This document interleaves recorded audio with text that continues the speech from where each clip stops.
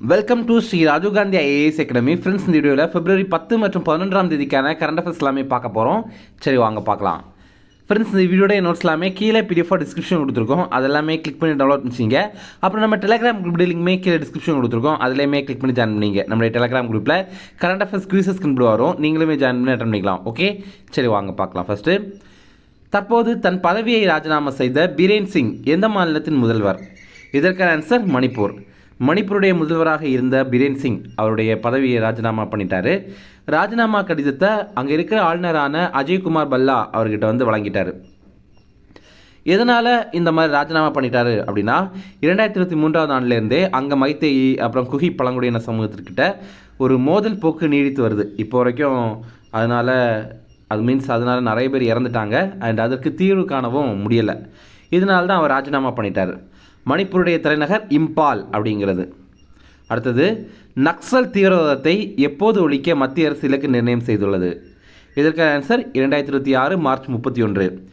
2026ஆவது ஆண்டு மார்ச் 31ஆம் தேதிக்குள்ளாடி இந்த நக்சல் தீவிரவாதத்தை இந்தியாவிலிருந்து ஒழிக்கணும் அப்படின்ற மாதிரி மத்திய அரசு இலக்கு நிர்ணயம் பண்ணியிருக்காங்க.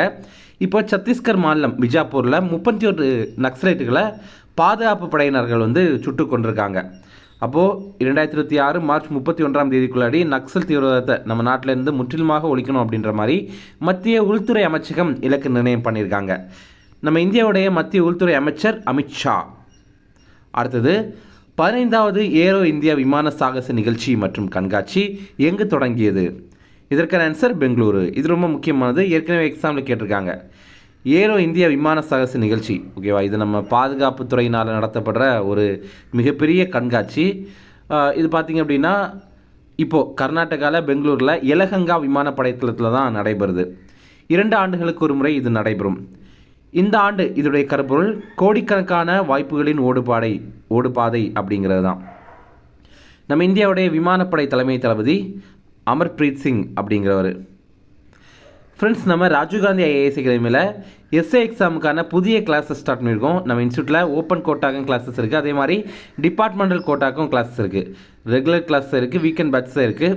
நம்ம இன்ஸ்டியூட்டில் நிறைய பேர் எஸ்ஏ எக்ஸாமில் வெற்றி பெற்றிருக்காங்க. நீங்களுமே நம்ம இன்ஸ்டியூட்டில் ஜாயின் பண்ணி படிக்கலாம். அதே மாதிரி சிவில் ஜட்ஜ் எக்ஸாமுக்கான ப்ரிலிம்ஸ் மற்றும் மெயின்ஸ் எக்ஸாமுக்கான கிளாஸ் வந்து நடக்குது. இதற்கான கிளாஸ் ஆன்லைனில் இருக்குது, ஆஃப்லைனில் இருக்குது. நம்ம இன்ஸ்டியூட் பார்த்திங்க அப்படின்னா சென்னையில் அண்ணா நகரில் இருக்குது. இது சம்மந்தமாக உங்களுக்கு ஏதாவது தகவல் தெரியணும் அப்படின்னா ஸ்க்ரீனில் தெரிகிற நம்பருக்கு கால் பண்ணி பேசிக்கலாம். அடுத்தது, ரூபாய் 5.4 லட்சம் கோடியில் திரியா என்ற நகர் எங்கு உருவாகி வருகிறது? இதற்கான ஆன்சர் சவுதி அரேபியா.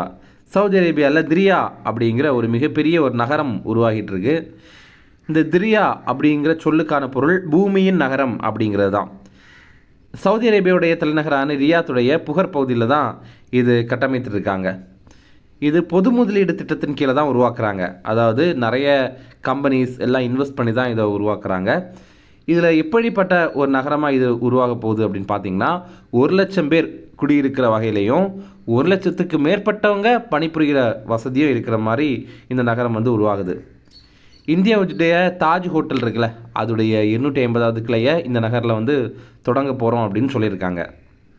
அடுத்தது, தற்போது பறவைகள் பூங்காவை துணை முதல்வர் எங்கு திறந்து வைத்தார்? இதற்கான ஆன்சர் திருச்சி. இப்போ திருச்சியில் பார்த்திங்க அப்படின்னா பேட்ஸ் பார்க் அப்படிங்கிறத நம்முடைய தமிழக அரசு சார்பில் திறந்து வைத்திருக்காங்க. திருச்சியில் கம்பரசம்பேட்டை அப்படிங்கிற பகுதியில் தான் இது திறந்து வைத்திருக்காங்க. திருச்சியிலேருந்து கரூர் தேசிய நெடுஞ்சாலை இருக்குல்ல, அங்கே தான் இதை அமைத்திருக்காங்க.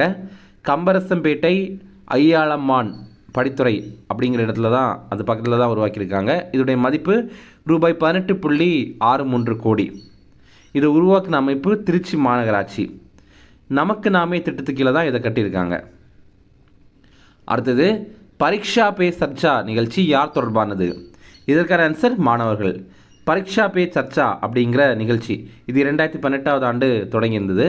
இது என்ன அப்படின்னா, இந்த சென்ட்ரல் கவர்மெண்ட் ஸ்கூலில் எல்லாம் படிக்கிறாங்கல்ல, மெயினாக கேந்திர வித்யாலயா ஸ்கூலில் எல்லாம் படிக்கிறாங்கல்ல, அந்த மாணவர்கள், அப்புறம் வேறு தனியார் சென்ட்ரல் கவர்மெண்ட் ஸ்கூல்ஸில் சென்ட்ரல் சிலபஸில் இருக்கிற ஸ்கூல்ஸில் படிக்கிற மாணவர்கள், அதாவது சிபிஎஸ்சி சிலபஸில் இருக்கிற ஸ்கூல்ஸில் படிக்கிற மாணவர்கள், அவங்கள எல்லாரையும் கூப்பிட்டு நம்ம பிரதமர் மோடி அவங்கக்கிட்ட வந்து உரையாற்றுவாங்க. என்னென்னா, எக்ஸாம்னு அவ்வளோ கஷ்டம் கிடையாது, எக்ஸாமில் தோற்றாலும் வந்து வாழ்க்கையில் நம்ம பெருசாக வர முடியும், அந்த மாதிரியெல்லாம் உரையாடுவாங்க. அந்த மாதிரி உரையாடுற நிகழ்ச்சி தான் இந்த ஒரு நிகழ்ச்சி. இப்போ இதோடைய 8வது பதிப்பு நடைபெற்றது. இந்த நிகழ்ச்சி டெல்லியில் பூங்கால நடைபெற்றது. நாடு முழுவதுமே 35 மாணவர்கள் இதில் கலந்து கொண்டாங்க. அடுத்தது, இது ரொம்ப முக்கியமான கொஸ்டின். எந்த ஆண்டுக்குள் யானைக்கால் நோய் இல்லாத இந்தியா இலக்கு நிர்ணயம் செய்யப்பட்டுள்ளது? இதற்கான ஆன்சர் 2027. 2027 ஆண்டுக்குள்ளாடி நம்ம இந்தியாவில் யானைக்கால் நோயை வந்து ஒழிக்கணும் அப்படின்ற மாதிரி ஒரு இலக்கு நிர்ணயம் பண்ணியிருக்காங்க. யானைக்கால் நோய் இது வந்து லிம்ஃபட்டிக் ஃபிலாரிசிஸ் அப்படின்னு சொல்லுவாங்க. ஃபிலாரியாசிஸ், லிம்ஃபட்டிக் ஃபிலாரியாசிஸ் அப்படின்னு இங்கிலீஷில் சொல்கிறாங்க. தமிழில் நிணநீர் யானைக்கால் நோய் அப்படின்னு சொல்கிறாங்க. இது ஃபிலேரியா அப்படிங்கிற ஒரு நுண்புழுனால தான் ஏற்படுது. இந்த புழுக்கள் வந்து கொசுக்கள் மூலமாக பரவுது. இதில் என்னென்ன பாதிப்புகள் ஏற்படும் அப்படின்னா, ஆண் இனப்பெருக்க உறுப்பு அது வந்து தடிப்பாகும். அதே மாதிரி தோல் திசு வந்து தடிப்பாகும். மெயினாக பார்த்தீங்கன்னா காலில் இருக்கிற தோல் திசு வந்து தடிப்பாகி பெருசாக இருக்கும். அதனால தான் இதை யானைக்கால் நோய் அப்படின்னு கூட சொல்கிறாங்க. இந்தியாவில் தமிழ்நாடு உட்பட ஒரு 13 மாநிலங்களை சேர்ந்த 111 மாவட்டங்களில் அதிகமாக இந்த பாதிப்பு ஏற்பட்டிருக்கு. இப்போது இந்தியா முழுவதுமே இந்த ஆண்டு தேசிய தடுப்பு மருந்து வழங்கும் திட்டம் வந்து இந்த நோய்க்காக நடைபெறுது. அப்போது 13 மாநிலங்கள் ரொம்ப முக்கியமாக ரொம்ப அதிகமான பாதிப்புகள் இருக்குது அப்படின்னு பார்த்துருந்தோம் தானே. அங்கே இருக்கிற 17.5 கோடிக்கும் அதிகமானவங்களுக்கு இந்த February 10 இலவசமாக இந்த தடுப்பு மருந்து வந்து வழங்குவாங்க. ஓகேவா, மாத்திரைகள் தான் கொடுப்பாங்க. ஆண்டுக்கு 2 முறை இந்த மருந்து வந்து வழங்க போகிறாங்க. யாரெல்லாம் இந்த மருந்தை எடுக்கக்கூடாது அப்படின்னா, கர்ப்பிணி பெண்கள், அப்புறம் 2 வயதுக்குட்பட்ட குழந்தைகள், அப்புறம் பிற நோய்வாய்ப்பட்டவர்கள், இவங்கெல்லாம் இந்த மருந்தை வந்து எடுக்கக்கூடாது அப்படின்னு சொல்லியிருக்காங்க. அடுத்தது சில சுருக்கமான நியூஸ் இருக்குது, ஷார்ட் நியூஸ் ரெஃபரன்ஸ், அதையுமே பார்க்கலாம். கமலினி குணாலன் இவங்க கிரிக்கெட் விளையாட்டை சேர்ந்தவங்க, நம்ம தமிழ்நாட்டை சேர்ந்தவங்க. இப்போது இவங்களுக்காக தமிழக அரசு வந்து பரிசு தொகை கொடுத்துருக்காங்க. அதை பற்றி பார்க்கலாம். இவங்க அப்படி என்ன பண்ணாங்க அப்படின்னா, இப்போ ரீசெண்டாக பார்த்திங்க அப்படின்னா Under-19 மகளிர் T20 கிரிக்கெட் உலகக்கோப்பை போட்டி நடைபெற்றது. அதில் நம்ம இந்தியா தான் சாம்பியன் பட்டம் வென்றாங்க. அதில் இவங்களுமே இடம்பெற்றிருந்தாங்க. ஓகேவா, இவங்க நம்ம தமிழ்நாட்டை சேர்ந்தவங்க. அதற்காக தமிழக அரசு இவங்களுக்கு வந்து பரிசு தொகை வழங்குறாங்க. அதே மாதிரி வி சுப்பிரமணி அப்படிங்கிறவர், இவர் கோகோ விளையாட்டை சேர்ந்தவர். இவர் தமிழ்நாட்டை சேர்ந்தவர். இப்போ உலகக்கோப்பை கோகோ போட்டி நடைபெற்றது. அதில் சாம்பியன் ஆனது நம்ம இந்தியா தான். ஓகேவா, இந்த போட்டி எங்கே நடந்தது அப்படிங்கிறது உங்களுக்கு தெரியும்னா கமெண்ட்ஸில் சொல்லுங்கள். அதே மாதிரி அந்த மகளிர் T20 கிரிக்கெட் போட்டி இருக்குல்ல, Under-19, அதுவுமே எங்கே நடந்தது அப்படிங்கிறது உங்களுக்கு தெரியும்னா கமெண்ட்ஸில் சொல்லுங்கள். அந்தமாரி ரீசெண்டாக தான் இப்போ கரண்ட் அஃபேர்ஸில் பார்த்துருந்தோம். அது உங்களுக்கு தெரியும்னா கமெண்ட்ஸில் சொல்லுங்கள். அது ரொம்ப முக்கியமானது. ஓகே, இப்போது இப்போ ரீசெண்டாகலாம் டிஎன்பிஎஸ்சி எக்ஸாமில் என்ன கேட்குறாங்க அப்படின்னா, எந்தெந்த விளையாட்டு வீரர்கள் எந்தெந்த விளையாட்டு கூட தொடர்புடையவங்க பொறுத்துக அப்படின்ற மாதிரி கேட்குறாங்க. அதனால் இனிமேல் நம்ம அதையும் ரொம்ப முக்கியமாக பார்த்துக்கணும். மெயினாக தமிழ்நாட்டை சேர்ந்த வீரர் வீராங்கனைகளாக பார்த்துக்கணும். இப்போ இவங்க 2 பேருமே பாருங்கள், இந்தந்த விளையாட்டு கூட தொடர்புடையவங்க. ஓகே, இப்போது இவங்க 2 பேருக்குமே தலா ரூபாய் 25 லட்சம் வந்து பரிசு தொகையாக தமிழக அரசு வழங்கியிருக்காங்க. அடுத்தது, டொனால்டு ட்ரம்ப் என்ன பண்ணியிருக்காரு அப்படின்னா, அமெரிக்காக்குள்ளாடி இறக்குமதி செய்யப்படுற இரும்பு அப்புறம் அலுமினியத்திற்கெல்லாம் கூடுதலாக 25% வந்து இறக்குமதி வரி வந்து போட்டிருக்காரு. அதிபர் டொனால்டு ட்ரம்ப் தான் இந்த மாதிரி உத்தரவிட்டிருக்காரு. அதே மாதிரி இன்னொரு முக்கியமான விஷயம் பார்த்தீங்கன்னா, மற்ற நாடுகள் அமெரிக்க பொருட்களுக்கு எவ்வளவு வரி விதிக்கிறாங்களோ அவ்வளவு அந்த நாட்டுக்கும் வரி விதிக்கப்படும் அப்படின்னு இப்போ சொல்லியிருக்காரு. அடுத்தது, தமிழக அரசு சார்பில் பார்த்தீங்கன்னா சென்னை, அதுக்கப்புறம் அது சுற்றி இருக்கிற 4 மாவட்டங்களில் ஏதாவது ஒரு நிலம் ஆட்சேபனை இல்லாமல் இருக்குது, ஆனால் அதில் யாராவது வசிச்சுட்டு இருக்காங்க அப்படின்னா அவங்களுக்கே பட்டா வந்து அதுக்கான வழங்க போகிறாங்க.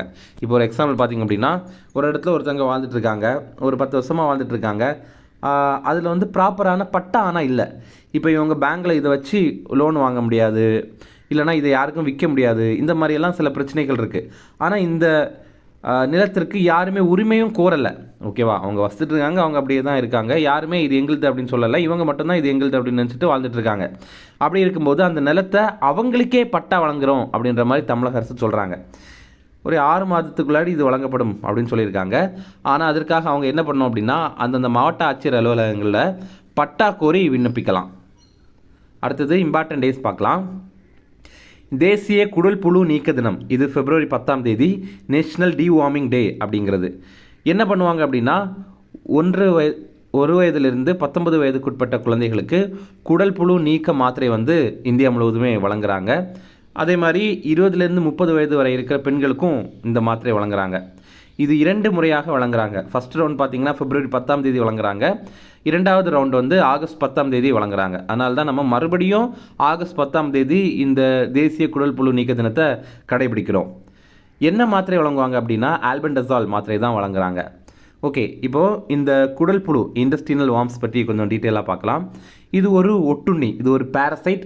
இது இன்னொரு உயிரில் ஒட்டி தான் வாழும். அது எந்த உயிர் அப்படின்னா நம்மளுடைய குடல் தான். குடலில் இது ரத்தத்தை உறிஞ்சி வாழ்கிற ஒரு உயிரினம். இதனால் நமக்கு என்னென்ன பாதிப்புகள் ஏற்படும் அப்படின்னா இரத்த சோகை ஏற்படும், அப்புறம் உடல் வளர்ச்சி பாதிப்பு ஏற்படும், அப்புறம் நம்மளுடைய செயல்திறன் குறைபாடு கூட ஏற்படும். இப்போ நம்ம வந்து இதை தடுக்கணும் அப்படின்னா என்ன பண்ணணும் அப்படின்னா காய்கறி அப்புறம் பழங்கள் இதெல்லாம் கழுவின பிறகு தான் நம்ம வந்து உட்கொள்ளணும். ஏன்னா இப்போது நிறைய இடங்கள் அந்த காய்கறியெல்லாம் ட்ராவல் பண்ணி வருது. அதனால் அந்த புழு கூட லைட்டாக இருக்கிறதுக்கான வாய்ப்பு இருக்குது. நம்ம கண்ணுக்கு தெரியாமல் சின்னதாக இருக்கலாம். அடுத்தது சுத்தமான குடிநீரை பயன்படுத்தணும். அதே மாதிரி ஈக்கள் மொய்க்காமல் தூய்மையாக சுற்றுப்புறத்தை நம்ம வந்து வச்சுருக்கணும். ஓகே, இதெல்லாம் இருந்து அப்படின்னா இந்த குடல் புழு வர்றதுக்கான வாய்ப்பு கம்மி. அடுத்தது உலக பருப்புகள் தினம். இது February 10ஆம் தேதி, வேர்ல்டு பல்சஸ் டே. இந்த ஆண்டுக்கான கருப்பொருள் பருப்பு வகைகள் வேளாண் உணவு முறைகளில் பன்முகத்தன்மையை கொண்டு வருதல் அப்படிங்கிறது தான். அடுத்தது உலக வலிப்பு நோய் தினம். இது February 10ஆம் தேதி, வேர்ல்டு எபிலெப்சி டே. அதாவது February மாதத்துடைய 2வது திங்கட்கிழமை இந்த தினத்தை கடைபிடிக்கிறோம். இந்த வலிப்பு அப்படிங்கிறது நரம்பு தொடர்பான நோய் தான். அதுவே தேசிய வலிப்பு நோய் தினம் அப்படிங்கிறது November 17ஆம் தேதி. இப்போ நம்ம வலிப்பு அப்படின்ன உடனே அதை சாதாரணமாக நினைக்கிறோம். ஆனால் இந்த மாதிரி பாருங்களேன், எந்த மாதிரி எல்லாம் வாய்ப்புகள் நடக்குதுன்னு பாருங்கள்.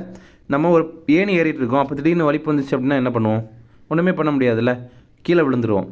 அதே மாதிரி நம்ம நீச்சல் அடிச்சிட்ருக்கோம், அப்போ வலிப்பு வந்துச்சு அப்படின்னா என்ன பண்ணுவோம்? அதுக்கப்புறம் வந்து குழந்தைய கையில் வச்சுருக்கோம், அப்போ வலிப்பு வருது அப்படின்னா என்ன பண்ணுவோம்? அப்புறம் கார் ஓட்டிகிட்ருக்கோம் அப்படின்னா அந்த டைமில் வந்தோன்னா என்ன பண்ணுவோம்? அப்புறம் டீ குடிக்கும்போது அது கீழே விழுந்துடும். இந்த மாதிரியெல்லாம் நிறைய இருக்குது. ஓகேயா, அது ஒரு முக்கியமான பிரச்சனை தான். அடுத்து பார்த்திங்கன்னா அறிவியலில் பெண்கள் மற்றும் சிறுமிகளுக்கான சர்வதேச தினம். இது February 11ஆம் தேதி. இந்த ஆண்டுக்கான theme unpacking STEM careers her voice in science அப்படிங்கிறது. அதாவது என்ன சொல்கிறாங்க அப்படின்னா ஸ்டெம் துறைகளில் இருக்கிற வேலை வாய்ப்புகளை நம்ம வந்து வெளியில் கொண்டு வரோம் அப்படிங்கிறது சொல்கிறாங்க. அப்புறம் பெண்களுடைய குரல் வந்து சயின்ஸில் எந்த மாதிரி இருக்கும் அப்படிங்கிறத சொல்கிறாங்க. ஸ்டெம் அப்படின்னா சயின்ஸ், டெக்னாலஜி, இன்ஜினியரிங், மேத்தமெட்டிக்ஸ், இதோடைய சுருக்கம் தான். அடுத்தது உலக யுனானி தினம். இது February 11ஆம் தேதி. இந்த ஆண்டுக்கான கருப்பொருள் ஒருங்கிணைந்த ஆரோக்கிய தீர்வுகளுக்கான யுனானி மருத்துவத்தில் புதுமை அப்படிங்கிறது. ஹக்கீம் அஜ்மல் கான் அவருடைய பிறந்த தினம் தான் இந்த ஒரு யுனானி தினமாக நம்ம வந்து கடைபிடிக்கிறோம். இவர் இந்தியாவுடைய முக்கியமான யுனானி மருத்துவர். அடுத்தது பாதுகாப்பான இணைய தினம். இது February 11ஆம் தேதி. சேஃபர் இன்டர்நெட் டே. இது February மாதத்துடைய 2வது செவ்வாய்க்கிழமை. இந்த ஆண்டுக்கான தீம் என்ன அப்படின்னா together for the better internet அப்படிங்கிறது. நம்ம எல்லாருமே இணைந்து ஒரு நல்ல இன்டர்நெட் கிடைக்கணும் அப்படிங்கிறதுக்காக இணைந்திருப்போம் அப்படிங்கிறதான் சொல்ல வராங்க. இனி ரிவிஷன் பார்க்கலாம். தற்போது தன் பதவியை ராஜினாமா செய்த பீரேன் சிங் எந்த மாநிலத்தின் முதல்வர்? இதற்கான ஆன்சர் மணிப்பூர். அடுத்தது நக்சல் தீவிரவாதத்தை எப்போது ஒழிக்க மத்திய அரசு இலக்கு நிர்ணயம் செய்துள்ளது? இதற்கான ஆன்சர் 2026 மார்ச் 31. அடுத்தது 15வது ஏரோ இந்தியா விமான சாகச நிகழ்ச்சி மற்றும் கண்காட்சி எங்கு தொடங்கியது? இதற்கான ஆன்சர் பெங்களூரு. அடுத்தது ரூபாய் 5.4 லட்சம் கோடியில் திரியா என்ற நகர் எங்கு உருவாகி வருகிறது? இதற்கான ஆன்சர் சவுதி அரேபியா. அடுத்தது தற்போது பறவைகள் பூங்காவை துணை முதல்வர் எங்கு திறந்து வைத்தார்? இதற்கான ஆன்சர் திருச்சி. அடுத்தது பரீட்சா பே சர்ச்சா நிகழ்ச்சி யார் தொடர்பானது? இதற்கான ஆன்சர் மாணவர்கள். அடுத்தது எந்த ஆண்டுக்குள் யானைக்கால் நோய் இல்லாத இந்தியா இலக்கு நிர்ணயம் செய்யப்பட்டுள்ளது? இதற்கான ஆன்சர் 2027. அவ்வளோதான் ஃப்ரெண்ட்ஸ், இந்த வீடியோ பிடிச்சா கண்டிப்பாக லைக் பண்ணுங்கள்.